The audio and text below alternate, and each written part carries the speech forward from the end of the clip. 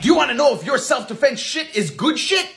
Here's some things to look for, and I'm going to talk really fast because I know you TikTokers have the attention span of a grape. Number one, are you learning defenses for attacks that happen in the real world? People will do chokes. People will grab you with one hand. They'll grab you with two hands. So escape from holds and defense against strikes. Real stuff.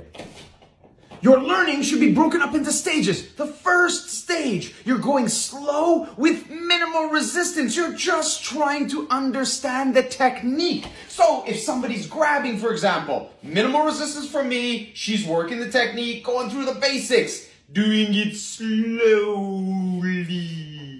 For stage two, we increase the resistance slightly, but don't fucking lose your mind. So I grab on, I give her a little bit more resistance. She's practicing. Oh, okay. Stage three, I'm going to increase the resistance, but she still knows all the variables. I'm not going to let go, start whacking her in the face. I'm not going to headbutt her. I'm not going to sing show tunes because that would really be fucking cruel. But what I am going to do is I'm going to hold on because I don't want her to be able to let go.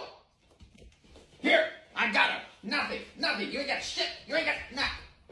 Okay, you got it. She got it. Stages, and these aren't all of them. There are other ones, but I know half of you already flipped off and you're looking for some girl in a bikini.